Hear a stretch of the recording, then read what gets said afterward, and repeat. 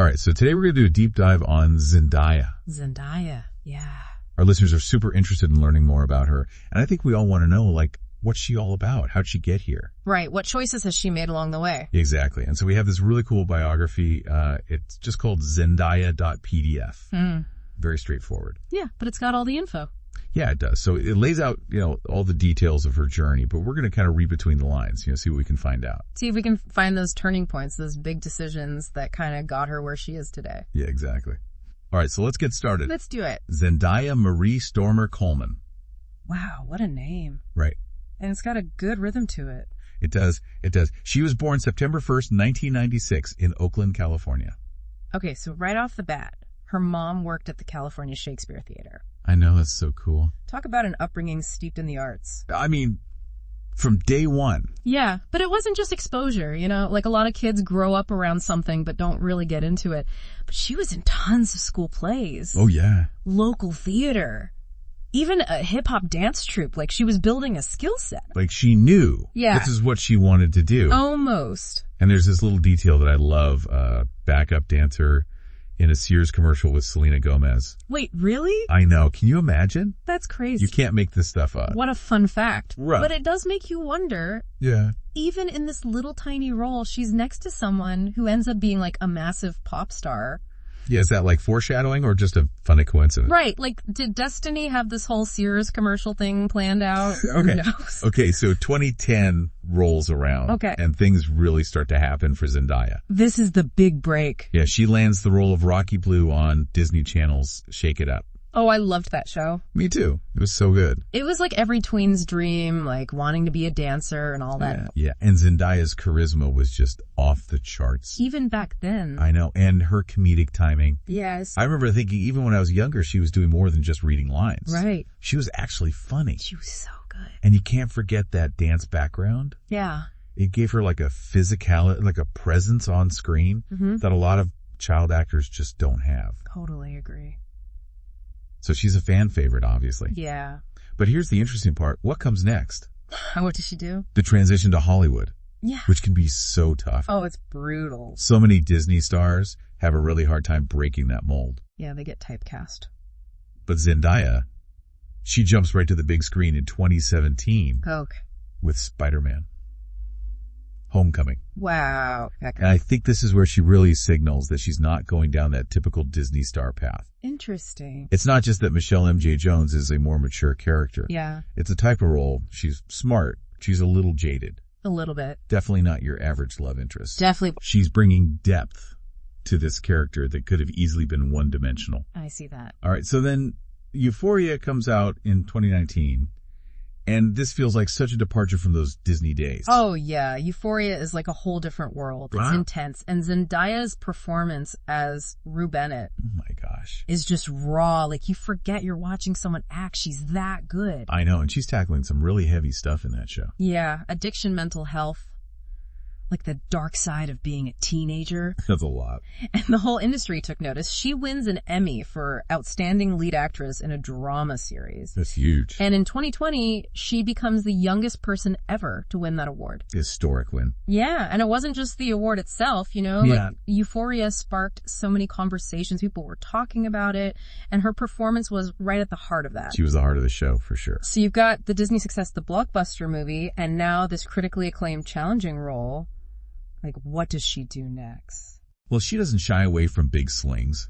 She takes on The Greatest Showman in 2017. She plays Ann Wheeler, the trapeze artist. Oh, wow. That's cool. Totally different vibe. And she kills it. She can do it all. And then Dune in 2021. Yeah. Huge sci-fi epic. What a movie. I know she plays Shamani, this fierce Freeman warrior. Talk about range. I know she's jumping genres, taking on these complex characters. And people are responding. Oh, yeah. And the awards keep coming. Critics' Choice Awards, Saturn Awards, BET Awards. It's like she's collecting them. She's unstoppable. And then there's the CFDA Fashion Icon Award in 2021. The CFDA. The Council of Fashion Designers of America, like the Oscars of the fashion world. Wow. And that's what I find so fascinating about her. She's not just winning awards. It's across different fields. Yeah, that's rare. It's like this multi-hyphenate thing. She's actually living it. So true. Okay, so at this point, she's got the talent, the awards, the box office success. What else is there? But what about her personal life? You know, we know she values her privacy, but she's super close with her parents, Claire Stomer and Kazembia Jamu Coleman. These seem lovely. They've been her rock through this whole crazy journey. It's good to have that support system. Definitely. And speaking of rocks, ooh, Tom Holland. Oh my gosh. Yes. I mean, fans went crazy when they got engaged. They're like the ultimate power couple. Right. They met on the set of Spider-Man Homecoming. Of course. And you could just see that chemistry from a mile away. It was electric. It's like a real-life superhero romance. I know it. And the fact that they've managed to keep things relatively private, you know, despite always being in the spotlight. I know, that's impressive. Major props to them. For real. But let's not forget, Zendaya isn't just basking in the glow of her engagement. No way. She's got big plans brewing. Oh, I can't wait to hear about this. Yeah, she's not one to just sit back and relax. No, not at all. 2023 was a busy year for her. Challengers came out. Oh yeah, that tennis movie. Directed by Luca Guadagnino, so it's going to be good. He's amazing. She plays a former tennis prodigy, but she's battling like some serious personal stuff. Oh, wow. On top of, you know, the on-court rivals. So it's not just a sports movie? Right. There's a lot going on there. Which makes sense for her, you know? It's like, she always goes for those complex characters, the ones dealing with real issues. It would have been so easy to do another rom-com. Oh, yeah, for sure. But she's clearly aiming for something more. Always pushing herself. And she's back as Shawnee in Dune, Part 2. Oh, I can't wait for that. Me too. Dune was visually stunning, but it also like made you think, you know. It was deep. I'm really interested to see how that character develops. That too, and what I find really inspiring about her is that she's not just acting.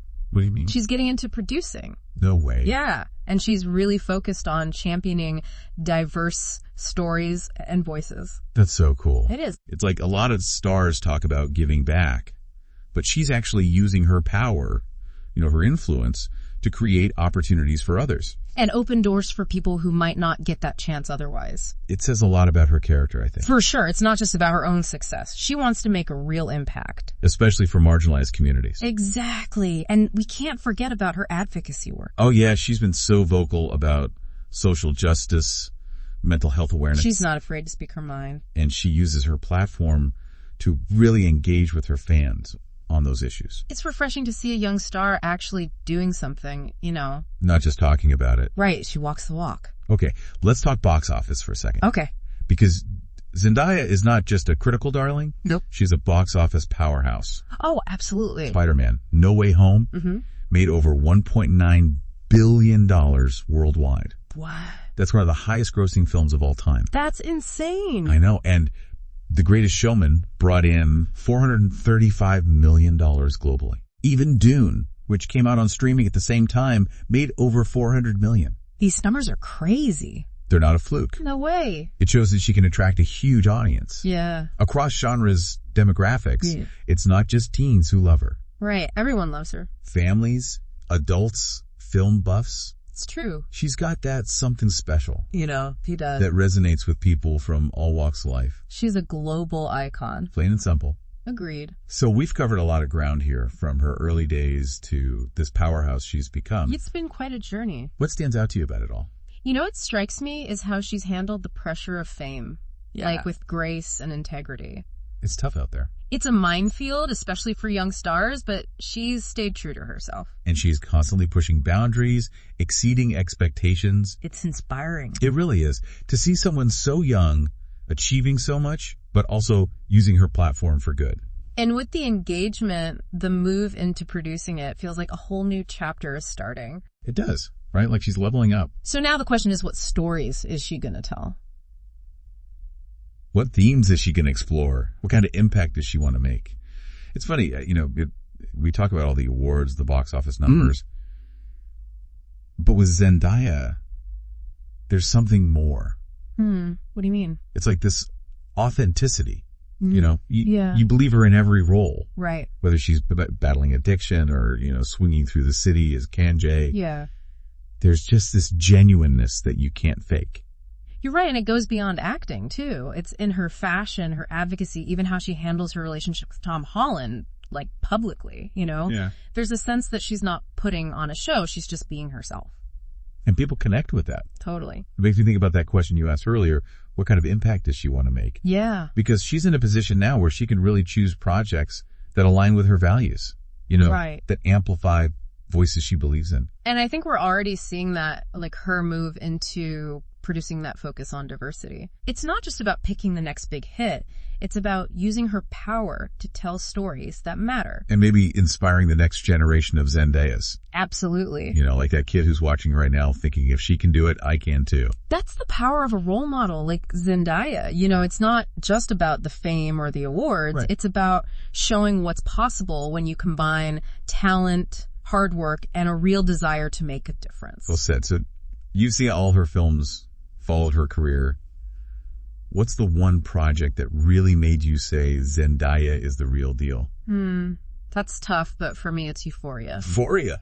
That performance was just a revelation. It was raw, vulnerable, so affecting. It showed me like the depth of her talent, and it made me so excited to see what she would do next. I think for a lot of people that was the turning point. It was a game changer. It's been awesome diving deep into Zendaya's world today. It really has. From Disney Channel to the heights of Hollywood. I mean, she's proven she's a force to be reckoned with. For sure. And I can't wait to see what she does next. Me too. This is just the beginning for her.